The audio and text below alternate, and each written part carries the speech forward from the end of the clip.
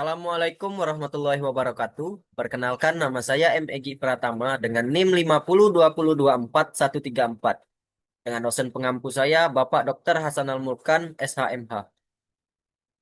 Latar belakang.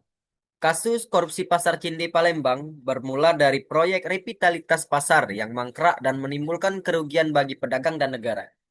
Proyek ini awalnya digadang-gadang menjadi pusat pembelanjaan modern di jantung kota Palembang. Namun berubah menjadi skandal korupsi. Kasus ini melibatkan dugaan penyimpangan dalam proyek kerja sama pembangunan dan pengelolaan Pasar Cinde yang menyebabkan kerugian keuangan negara. Kejaksaan Tinggi Sumatera Selatan atau Kejati Sumsel telah melakukan penyelidikan dan memeriksa puluhan saksi, termasuk pejabat aktif dan mantan pejabat, staf teknis, tim penggandaan, dan pimpinan perusahaan termasuk proyek ini. Rumusan masalah. 1. Apa saja bentuk penyimpangan yang terjadi dalam proyek revitalitas Pasar Cinde Palembang? Yang kedua, siapa saja pihak yang terlibat dalam kasus korupsi Pasar Cinde Palembang? Ketiga, berapa besar kerugian keuangan negara yang disebabkan oleh kasus korupsi Pasar Cinde Palembang? Keempat, bagaimana proses penyelidikan dan penyidikan kasus korupsi Pasar Cinde Palembang? Kelima, apa saja faktor-faktor yang menyebabkan terjadinya kasus korupsi Pasar Cinde Palembang? Tujuan penelitian. 1. Mengetahui kronologi dan modus korupsi. Kedua, menganalisis unsur-unsur tindak pidana korupsi. 3. Menilai peran aparat penegak hukum. Keempat, menggali dampak sosial, ekonomi, dan moral. 5. Sebagai bahan evaluasi kebijakan publik dan tata kelola pemerintahan daerah. A.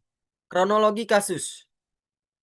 Kasus korupsi Pasar Cinde Palembang melibatkan dua tokoh penting Sumatera Selatan yaitu Bapak Haji Alek Nurdin dan Bapak Haji Harnojoyo yang ditetapkan sebagai tersangka oleh Kejaksaan Tinggi Sumsel. Berikut kronologi kasusnya. 1. Awal mula kasus, pada tahun 2016, pemerintahan Provinsi Sumatera Selatan mempersiapkan diri untuk acara Asian Games pada tahun 2018 dan merencanakan revitalitas Pasar Cinde menjadi pasar modern yang bertingkat 14 lantai. Proyek ini dimulai pada Juni 2018, namun tidak mengalami kemajuan signifikan dan mangkrak.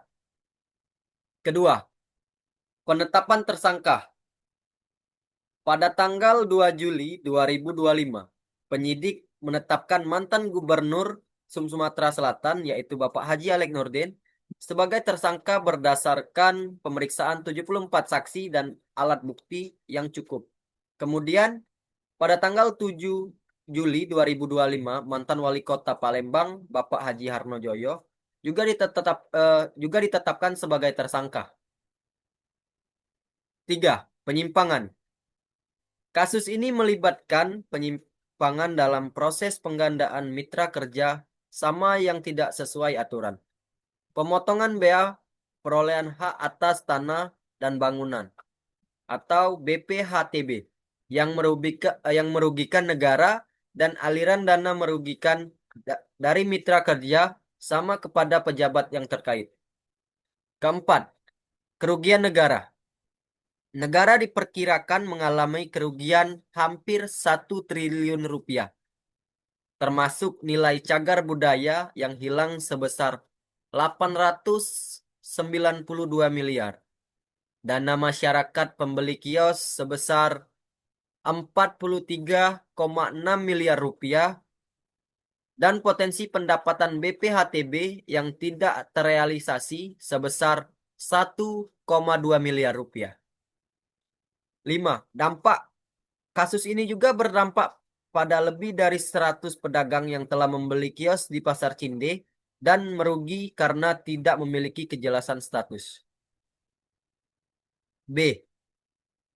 Bapak Alek Nurdin, mantan Gubernur Sumatera Selatan, ditetapkan tersangka oleh Kejaksaan Tinggi Sumatera Selatan atau Kejati Sumsel dalam kasus ini.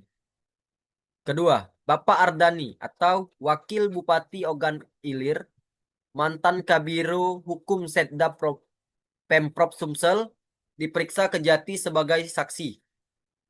Ketiga, Bapak Harno Joyo atau mantan wali kota Palembang juga resmi menjadi tersangka dalam proyek ini. Keempat, Bapak Edi Hermanto, Ketua Panitia Penggandaan atau Badan Mitra Kerjasama Bangun Gunasera atau BGS, masuk sebagai tersangka. Dan yang kelima, Bapak Rainmar Yosnandi, Kepala Cabang PT Magma Beatum Perusahaan Mitra Proyek ditetapkan sebagai tersangka. C. Analisis hukum. Kasus ini bermula dari proyek revitalitas Pasar Cinde Palembang pada tahun 2016 sampai 2018 antara pemerintah Provinsi Sumatera Selatan dan PT Magna Beatum melalui skema Bangun Gunasera atau BGS atau Build Operate Transfer yang biasa dikenal dengan BOT. Namun proyek tersebut satu, tidak sesuai prosedur pengelolaan aset daerah.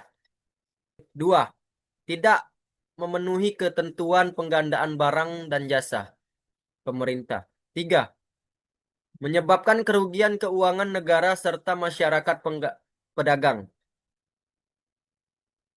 D. Dampak hukum. Para tersangka terancam pidana penjara seumur hidup atau maksimal 20 tahun dan denda hingga 1 miliar rupiah serta pembayaran uang pengganti sesuai pasal 18 Undang-Undang Tindak Pidana Korupsi. Lalu aset yang digunakan dalam proyek tanah bangunan dan dana hasil penjualan kios dapat disita atau dirampas untuk negara.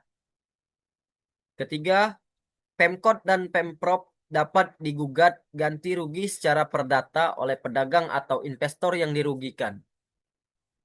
Jadi, kesimpulan yang materi saya jelaskan tadi, jadi kesimpulannya yaitu kasus Pasar Cinde menunjukkan adanya penyalahgunaan kewenangan pejabat publik dalam pengelolaan aset daerah, kolusi antara pejabat dan pihak swasta, serta lemahnya pengawasan proyek strategi daerah.